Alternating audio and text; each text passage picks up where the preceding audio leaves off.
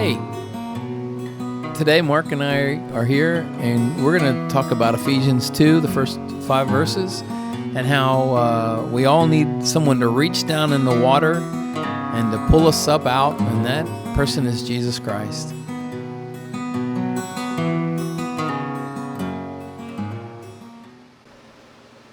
Good morning. Good morning. The day's getting away from us. It looks like It is. Is it 9? 9:51. We usually start at 9. My watch got set to Arabic somehow, so it's What is that? it's 9 house 1. I Nine don't house know how one. to change it. Someone else will. Nice. Anybody know a teenager could help me with my Apple Watch? It literally did say 9 house 1. Hey, Oh. it's Rich and Mark. We have been having a busy summer. We just got some of the adults and the teenagers just got back from the beach. We had camp. Mm-hmm. It was really good. And Sunday, I talked about Ephesians 2. So let me read a little bit about that, and we'll see what comes up. God, thank you for your word. I pray that it would become enlightened to us and to anyone who hears this. And I pray that it would become more and more true, and that we'd be able to build our lives on what you say and not what everyone else is always saying, all the drivel around us.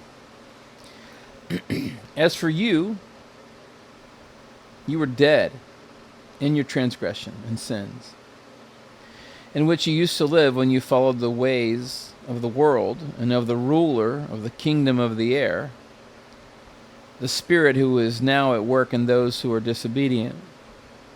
All of us also lived among them at one time, gratifying the cravings of our flesh and following its desires and thoughts. Like the rest, we were by nature deserving of wrath. But because of his great love for us, God, who is rich in mercy, made us alive with Christ even when we were dead in transgressions. It is by grace you have been saved. And that's all the verses that I covered. I'm sorry. What was that? Ephesians 2. Ephesians 2. Okay. I ended up kind of 3 things worked together pretty well for my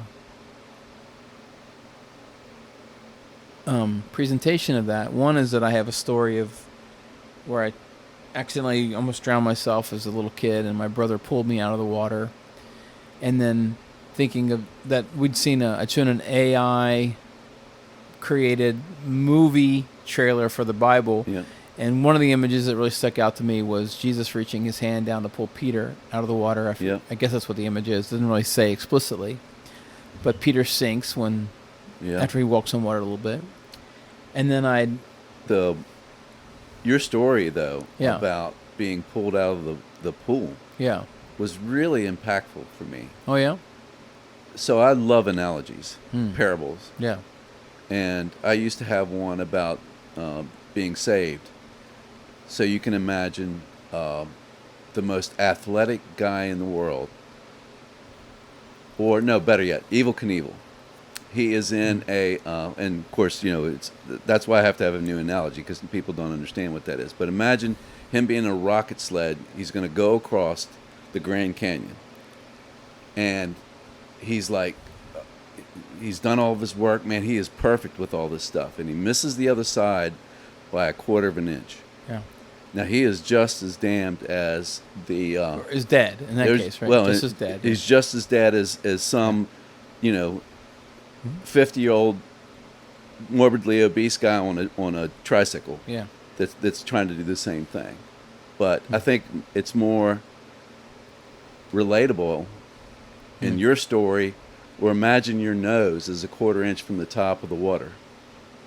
Yeah. You're going to be just as drowned as if you were 2 miles away from the top. So I think they illustrate kind of the same thing. Yeah. But in my case, it also emphasizes the foolishness of not just children, but I mean, children don't have the. That's one reason you kind of need a babysitter. Is like we didn't have the abstract thinking to go. Oh, first of all, we could die. Yeah. You don't think about that, and No, then of course secondly, not. that Especially boys. if I can't lift the weights, what will happen? I'll tell the story because I don't know if we told it on here before, Yeah. but when I was 9, I think, and my brother was 12, Rod, shout out, hey Rod, we we decided to lift weights in our pool, and we were usually often home alone, and so we took some of that ski rope that was, it was real popular in the 80s, yellow ski rope. I don't even know where we had it. But Everybody had it. well, I don't remember why, but we Yeah. probably for a pool toy. Anyway, we took our older brother's weights, ceramic, no, the plastic on the outside, concrete on the Yep. inside, Yep. and we tied those to the rope and tied the rope to our legs, and we took turns seeing how much we could lift up from the 8 foot. And I don't know who went first. Rod went, I went, Rod went. We kept adding weights, and finally, being 3 years younger and littler, I got to the bottom and I was stuck. I couldn't come up. And the joke part is that I look at my brother and he's like, I wonder if I could have my own room and I could watch. He'd like Star Wars and I like Happy Days. You know, Yeah. we could, some fights would be settled by having. Yeah. One But less anyway, brother. I guess when my brother realized I was in trouble, he jumped in and probably grabbed me. I don't remember, but pulled me out of the 8 foot.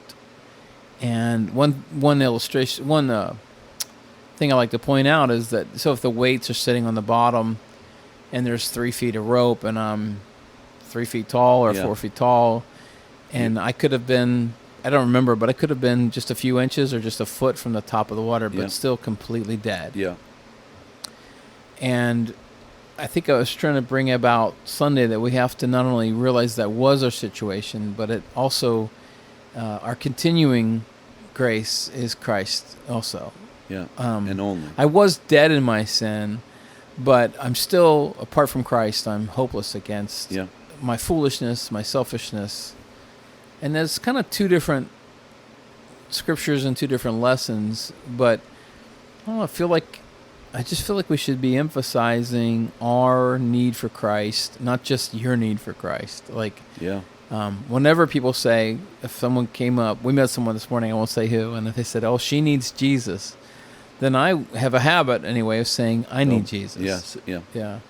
And I think it is really important to realize that Yeah. the person in front of you is, the difference in you and them is Jesus, not And how great Jesus you are. alone.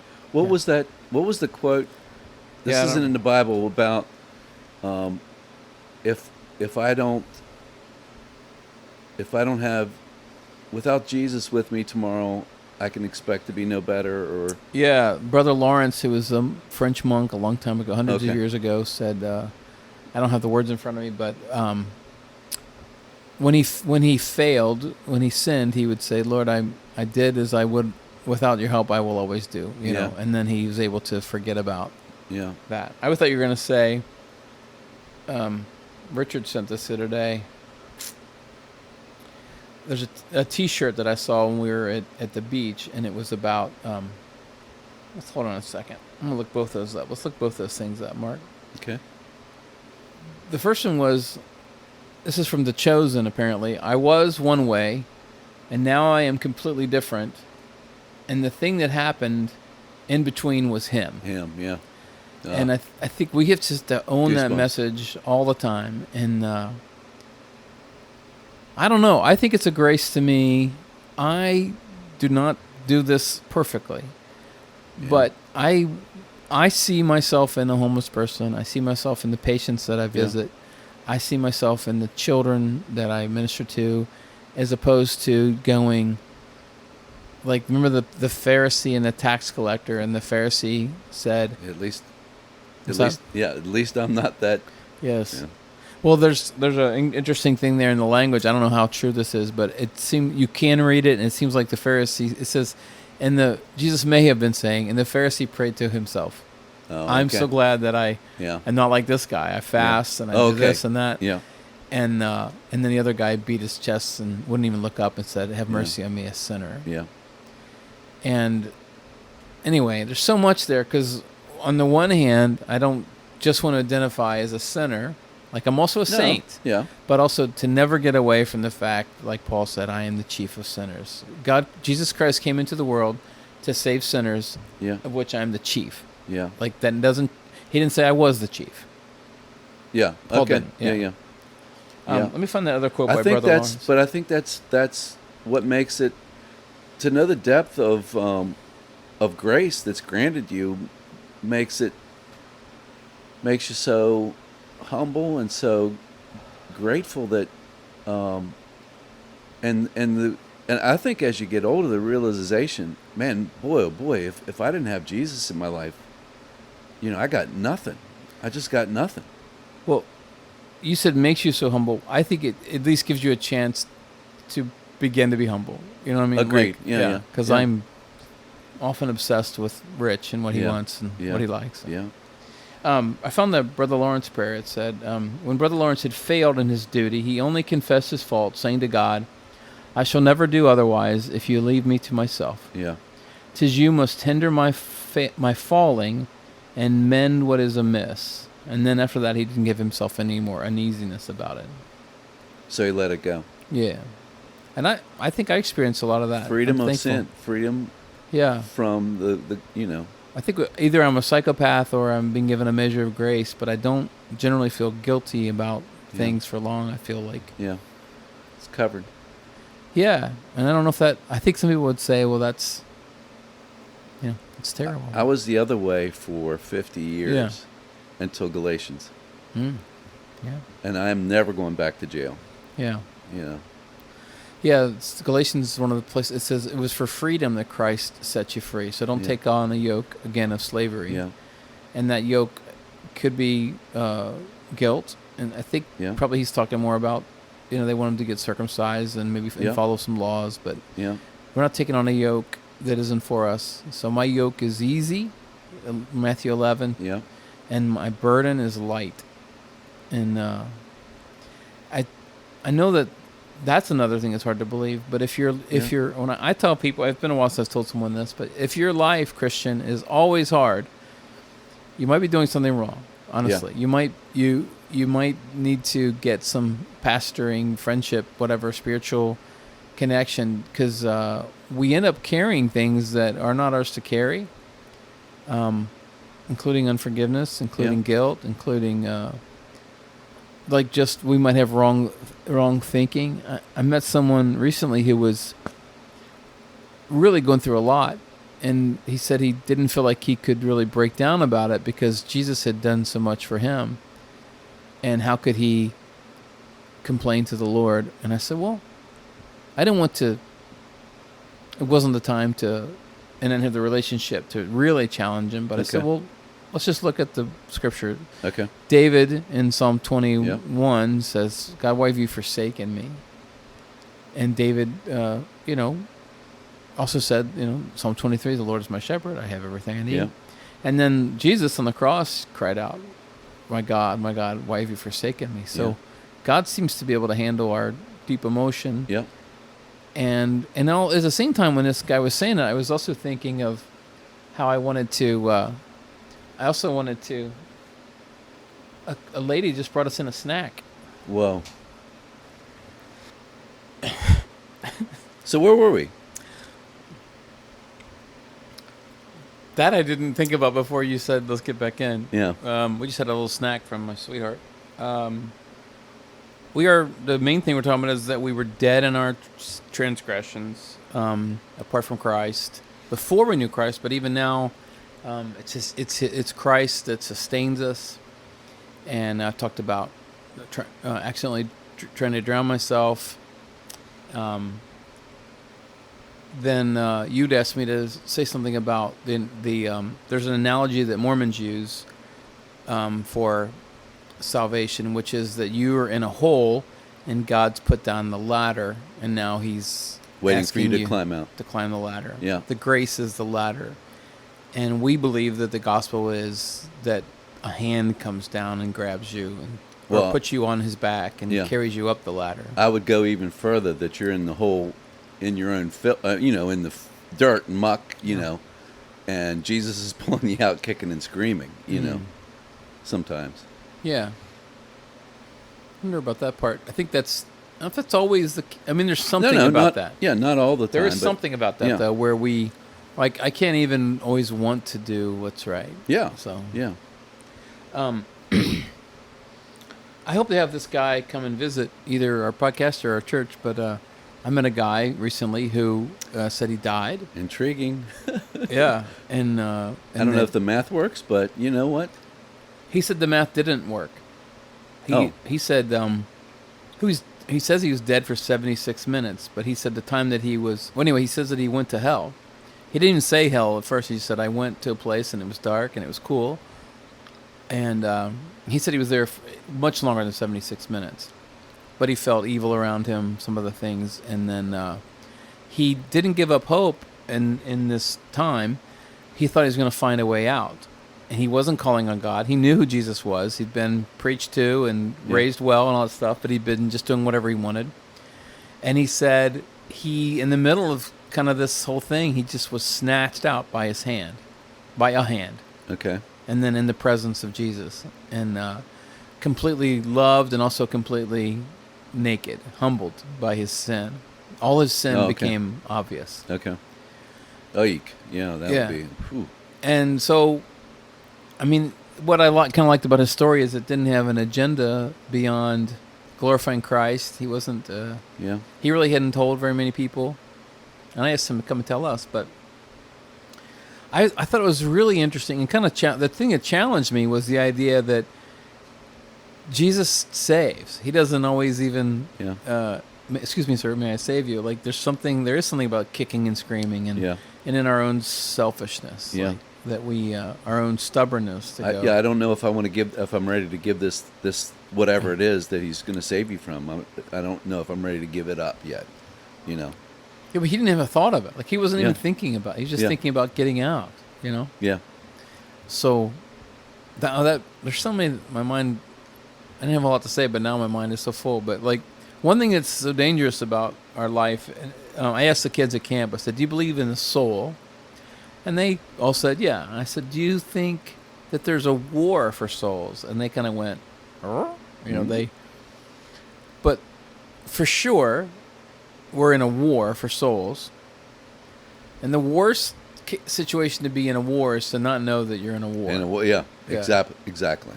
That's the best tool for the enemy is to make you think you're not in a. Well, there was I didn't even follow the story, but there was a shooting at a Walmart, I think, last week. A big story about a shooting at a Walmart. Yeah, I think I heard that. But if that's all going on, and then you're the guy who just walks in looking to buy some underwear, and you're like you're the in the worst place of anybody, right? Because you don't know anything. Oh, okay, yeah. And that's what we're in, and I guess that can be. You can be overemphasized, and so you're just like, everything's a devil, and everything's a. Yeah. But yeah, we have to be aware for ourselves and for each other that, if I have, just for instance, if I have bad thoughts and feelings toward you, I need to remember that what Ephesians 6 says, that my war is not against flesh and blood, but against spiritual things. That's coming from somewhere. Yeah, let me read that because I just and it's not anything that I've done to you. Well, even if you did. Yeah. Right? The thing that you did to me is not as important. That's what I meant. Yeah, is the thing behind it. Yes. So, yeah. I don't know what you would do to me, but if you did something and then I said, we tried to get together and talk about it, and then I said, what do you think that was? What do you think was going on? Yeah. Right, because now I've pre-forgiven you because that's what I'm supposed to do. Yeah. And then we start to talk, and you're like, I don't know, but let me think more about it. And so we're coming with grace. Let me read that to you real quick because it says, our struggle is not against flesh and blood, but against the rulers, against the authorities, against the powers of this dark world, and against the spiritual forces of evil in the heavenly realms. It's trying to be very explicit there, isn't it? That there's something going on beyond. Stacy talked about me in math class and said I was some bad word or something. Yeah, God put that in the Bible for a reason. Mm-hmm. Yeah. And like you said, if you think that that's not going on, that's absolutely one of the tools of the enemy. Right. Yeah. Don't worry about it. It's not like that. It's not that, there's no real war going on. There's some bad things going on, but. Well, I had a conflict recently, and I've done some work to try to understand where the other parties were coming from, and I haven't gotten very far. Okay. It would be foolish to keep having the same kind of conflicts and never learn from them, Yeah. right? And I don't think I've done anything wrong in this conflict. Okay. Now, if I did, I'd like to see it. Okay.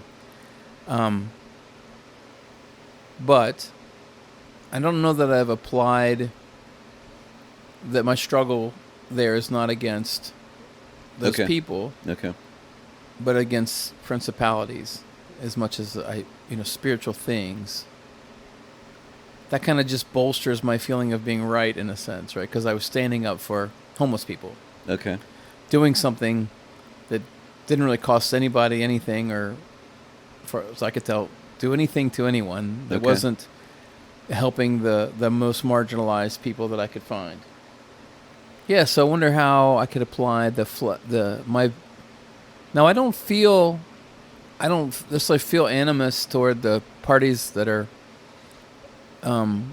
But I do feel wary of them, watchful of them, and confused by how could you say that helping a homeless person is jeopardizing Anything. Yeah. anything. Yeah. I'm trying not to be specific No, about it. no, I so, get it. Yeah.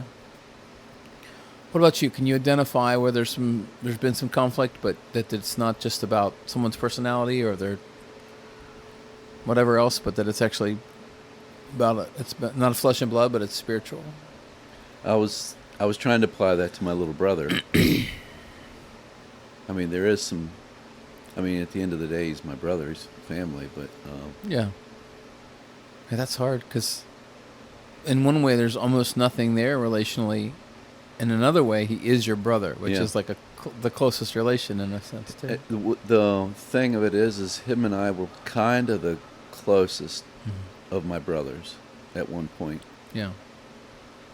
But Well, let's go to something different. So Okay. probably other people, not you and I, but maybe have conflict with their spouse sometimes. And what if? yeah, that's never. Well, I mean, Yeah, But, hypothetically. but to consider that if the struggle that we have with our spouse is not about, Socks on the floor. or just anything flesh and blood, or Yeah. her personality, or her something, but it's about something spiritual.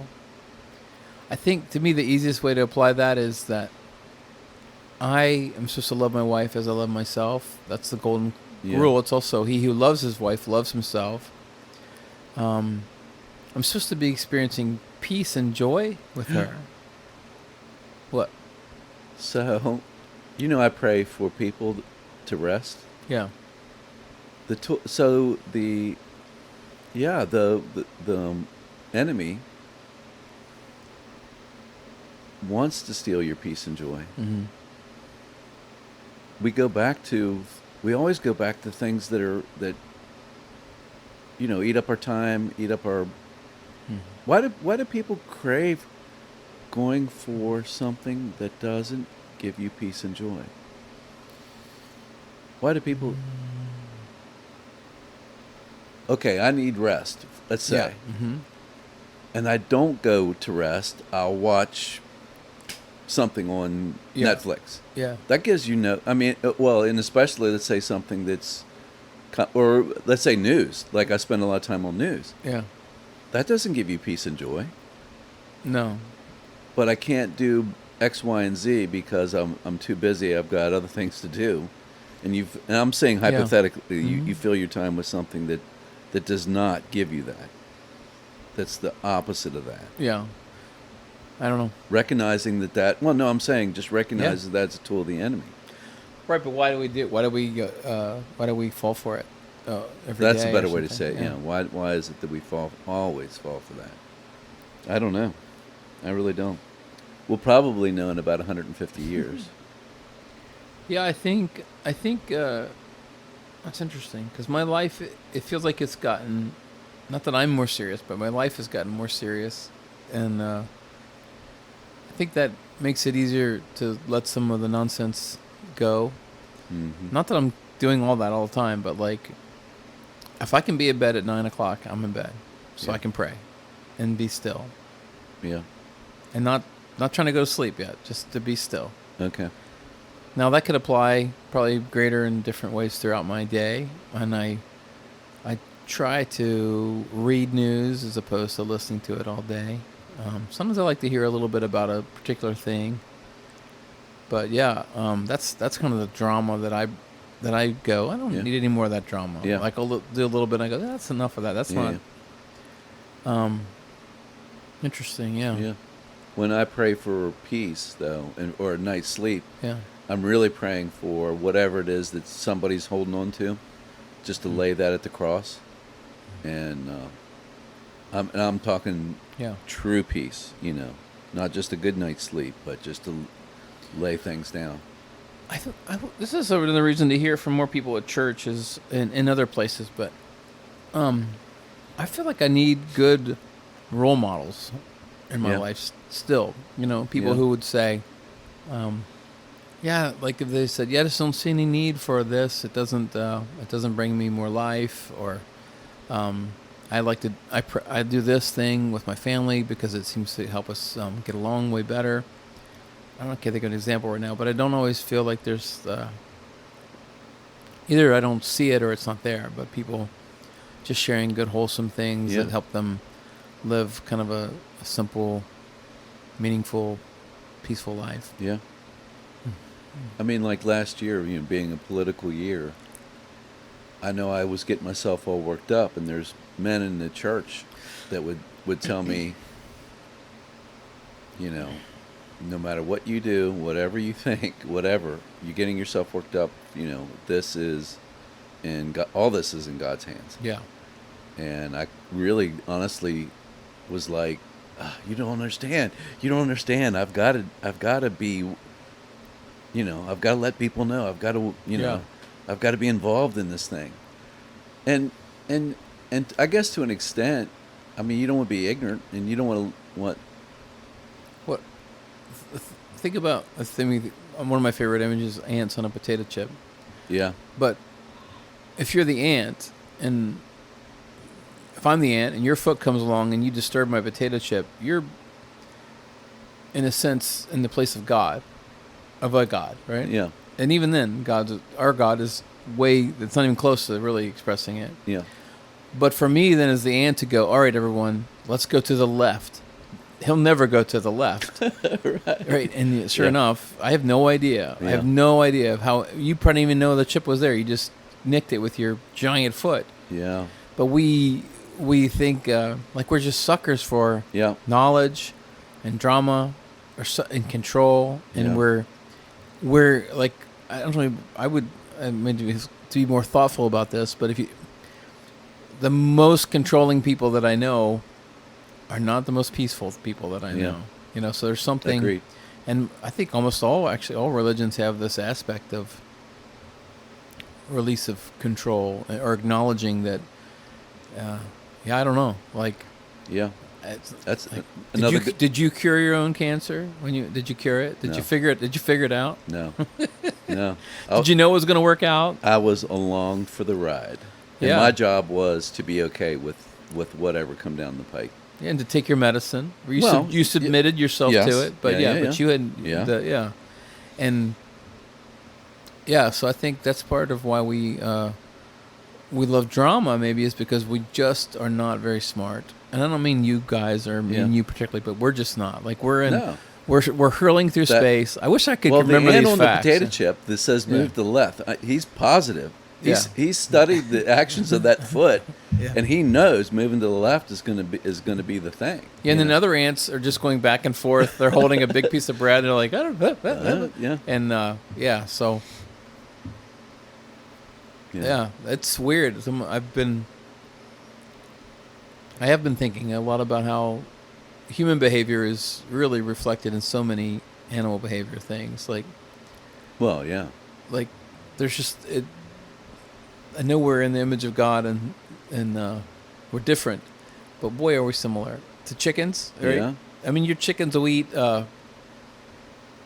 They like something the best, but if they have enough of that, but then you throw something they haven't had for a couple of days, they're And like, then, oh my gosh, this can is you the believe best. this? This Yeah. is Hey, and look what that's- I got. And they'll pick something up and run around, and the other ones will come, and it could be something that they won't eat it, but it's new, and they'll run around. My friend Deanna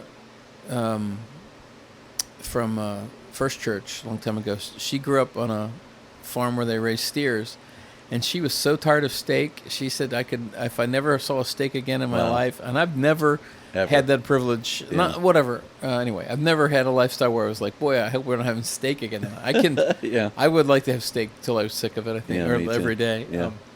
But there's something about us that goes all the way down to chickens. I think Yeah. even goes down to other things, Yeah. even smaller than chickens. Yeah. But sorry about the chicken talk, guys. We're both chicken guys. So. But then for another analogy, is like I've noticed like something that hit me about like my dogs and my cats. Yeah. They could do something really, really bad, and it's like they always come back to me. It's like they love me, they come to me Yeah. because they know that. In other words, I want to be like my cat to God, that I can just always go to Him no matter what, because I am His, He is mine. Yeah. Not, oh man, I did that thing, so I can't face God right now or nothing, man. Animals don't do that, man. They're like, they just come to you and they rub up against you and love you, and no matter what they've done. Yeah. You know what I'm saying? The innocence of an animal that just loves you. Yeah. They don't think about what's going on or none No. of that stuff, man. They just, Yeah. They also do the other thing, but not so much to their master, but they get worked up about things that are not like Sam will come in the door and the dogs will bark. You're like, it's Sam, my son. You're like, but not generally they don't. But if it's a different time or they hear a different sound of Sam and another analogy. yeah. Interesting. Well, I think we just want to. I just felt like we're led to pray for you guys, whoever listens, for peace in your relationships. I pray God that you give my friends and family an awareness that they're not struggling in general against flesh and blood, but against spiritual powers. Recognize that. Yeah. And Lord, I want to thank you for the level of peace that we've had in our church for the time we've been together. I pray that it would abide and that it would grow. I pray, Lord, that people who are outside of Christ would be able to hear this. Not just this, I don't mean this podcast, but this message of peace. Yes, and that there is a war, and that they are in need of a savior. They have shipwrecked their own life. They've tied weights to their legs and jumped into the deep end. Yeah. Even if they're really nice, they still need Yeah. a savior, Lord. And so thank you for saving Mark and me, for including us in your redemptive story of saving the world through Jesus Christ. Amen. It is so. All right.